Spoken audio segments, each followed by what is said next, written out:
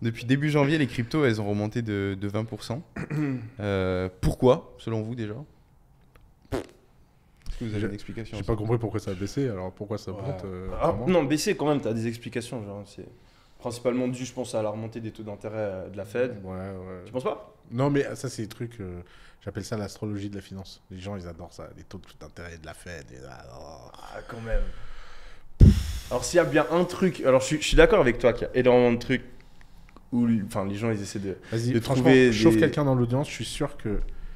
On Ouais. pourrait regarder toutes les fois où la Fed a changé ses taux et les impacts qu'il y a eu sur les marchés. Je suis assez Je suis- certain que c'est clairement. Je suis sûr que c'est pas plus de 48 heures. De quoi 48 heures? Bah, l'impact. En fait, Ah non, moi je te parle à moyen terme. Même là, les remontées des taux de la Fed, ils ont commencé cet été. Et la grosse chute, même plus. Non, c'était quoi? Janvier de l'année passée? Et la chute, genre, ça a été décalé de 2 mois, un truc comme ça. Ouais, d'accord. Ok. Donc non, ça prend du temps. Ça prend du temps, ok. Ouais. Mais après, oui, tu as la réaction du marché directement.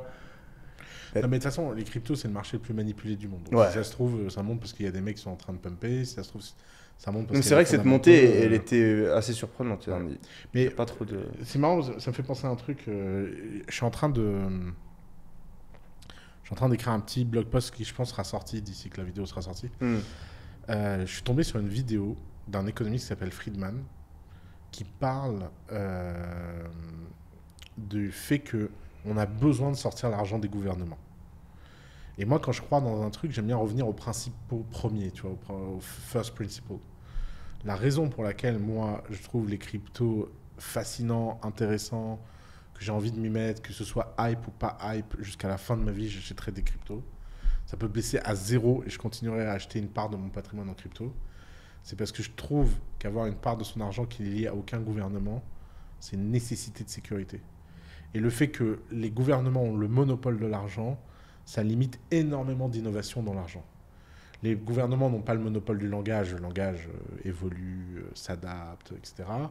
Les gouvernements n'ont pas le monopole de je sais pas quoi, l'éducation. L'éducation se fait en dehors des écoles, etc. Il n'y a pas de raison que le gouvernement ait un monopole de l'argent. Tout le reste, c'est du bullshit sur les cryptos.